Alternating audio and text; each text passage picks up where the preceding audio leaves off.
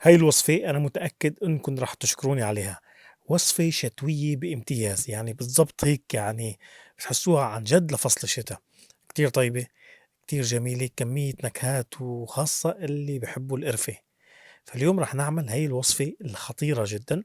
أول خطوة كوب من الحليب الدافئ حصرا، بعدين ربع كوب سكر وملعقة طعام من الخميرة الفورية، ونحرك كتير منيح مشان الخميرة تبتدي تشتغل معنا.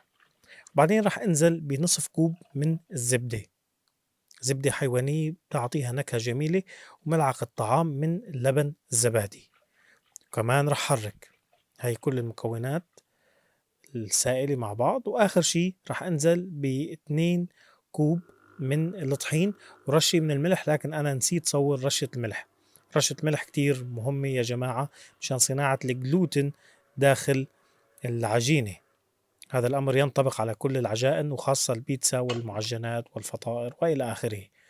المهم عجنتها كتير منيح لمنه تبطل عجينة لاصقة، يعني إنهم يعني ما تلزق بالإيد.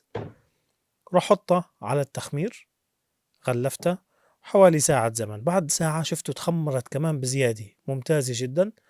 راح أرجع أعجنها كمان مرة على يعني عجين هيك بسيط خفيف على الإيد. وبعدين يا أصدقائي راح أبتدي شكل هاي العجينة لكرات صغيرة، مثل ما أنتم شايفين هيك، ممكن أكبر شوي أصغر شوي براحتكم. المهم شكلتهم كلهم على شكل كور. بعدين راح أحط شوية سكر ومعلقتين من القرفة. ما في كمية محددة للسكر صراحة، وما في مقادير لهدول، براحتكم يعني. هيك حوالي يعتبروا نصف كوب سكر أكتر شوي وملعقتين من القرفة. وراح أجيب كل الكور اللي عملتن، وابتدي آه ما بعرف شو بتحكوا لها يا جماعة، والله هذا المصطلح. لتن لتن بالقرفة والسكر، غطيهم. ما بعرف والله، بتعرفوا ولا مرة فكرت بهذا المصطلح باللغة العربية الفصحى. المهم أو لا شك فهمتوا علي. طيب هيك أنا بكون خلصت هاي المهمة.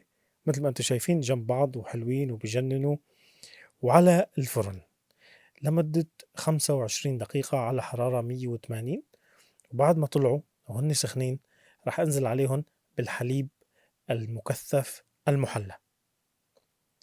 أنا اليومين هدول عامل دايت وما كتير عم بستخدم الحليب المكثف المحلى، بس أنا من مش يعني أنا بموت فيه، مش بحبه، أنا بعشق هذا الاختراع.